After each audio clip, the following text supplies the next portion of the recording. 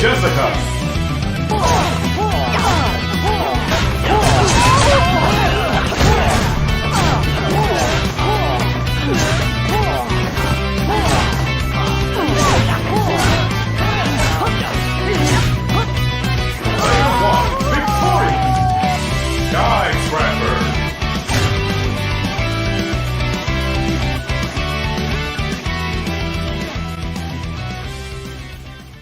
Skyscrappers is an arcade fighting game that was developed and published by GroundShatter with James Porter being at the helm. These are the very same developers that created the first-person action shooter known as Rico, and is also the same entity in collab with Mo7 is bringing us a tactical strategic brawler known as Fights in Tight Spaces. But anyway, I checked out the alpha stage of this game and compared it to the final product that we have today. I would say that the only changes is seemingly the cosmetic designs of how the user interface looks, and that's about it. Everything else in returns to gameplay seems to be the same. Now of course I have the PlayStation 4 version, so let's get into it. This game really doesn't have a story, so coming into this game thinking that there is some sort of storyline, you're gonna be disappointed. What you see is pretty much what you get, a bunch of people fighting for little to no reason. Anything beyond that is just reaching.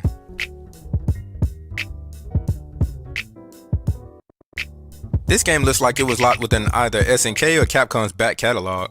During the gameplay, the presentation is bright and colorful, the animation of the character looks somewhat fluid at times, and the very few characters that this game actually has at least look different and are very diverse. Lastly, the few different levels you see look detailed within its art direction. The variation of what type of area, not to mention culture of the level, is conveyed through the type of building as well.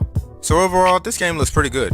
This is all thanks to Tom Waterhouse, who has his own business known as 2D Forever, where he offers his services to people who are in need of his masterful skills in hand-drawn illustrations, but also game and website designs. I'll provide links in the description below so you can check out his work and also support his endeavors.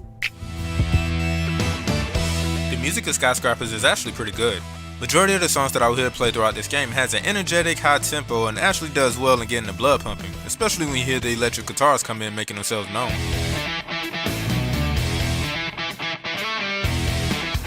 Actually, the music and sound design was done by Chris Randall, who has done work for other indie titles as well.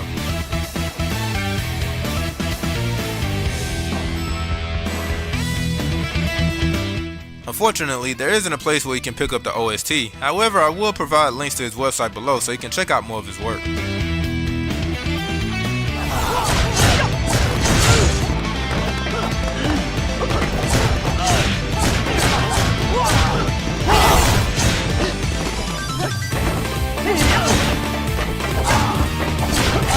The sound design is done well in this game. You hear the grunts and yells when somebody is struck. Also, when running, you can actually hear the expected sound reverberating from the type of material that you're running across. And again, when hearing the announcer say something, I still think back to the Capcom and SNK fighter games. Skyscrappers!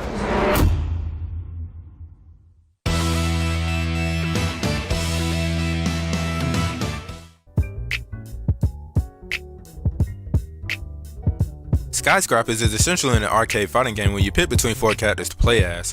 Unfortunately, there are no unlockable characters, so what you see here is what you get. So after choosing your fighter, you're then brought to this map where it shows you your character, the stage, and the number of battles that you have to contend with in order to get to the end of the character's supposed storyline. Then you are placed in a combat with up to 3 opponents. The stages you fight on has the player running upwards, on or besides a building that is obviously crumbling. The player can utilize the debris and parts of the crumbling building to use as a platform to be mobile and stay alive. The overall objective or goal is to beat your opponents, which can be done in 2 ways.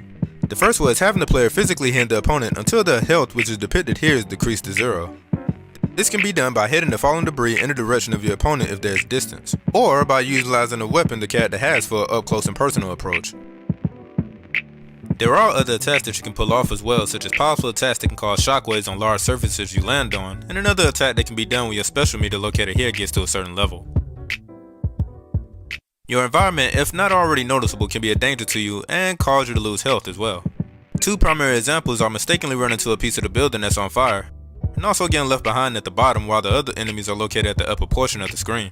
Now the second way to win is to be the first to reach the top of the building. How far the player is from reaching the top of the building is depicted by the number of meters at the top of the screen here. The closer you get to the top of the skyscraper, the lower the number goes. How to get to the top of the building is of course by utilizing this game's platform and attributes by jumping on the building's fallen debris.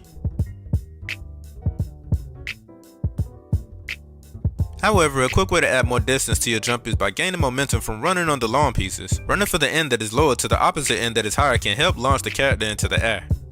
This little section located upon your health is where your number of victories will be located at.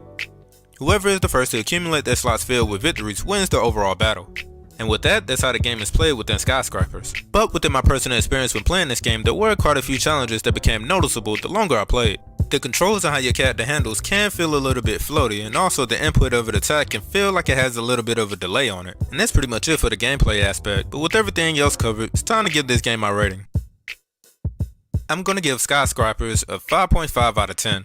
It's fun to play when you play with others, but if you're buying this game for the sole purpose of a single player experience, I would recommend you look for another game. Skyscrapers is now available on Steam for Windows and Mac, and also on the Nintendo Switch for $10. This game is also on the PlayStation 4 for only $4. The Nintendo Switch version has a feature called the vertical mode that also allows the screen to be turned vertically for multiple players to play in a way that almost seems like it was meant for it. However, the PlayStation 4 version still beats this for only being $4 though. But if you still want this game for your Switch or for your Mac and Windows, I would recommend waiting for a sale.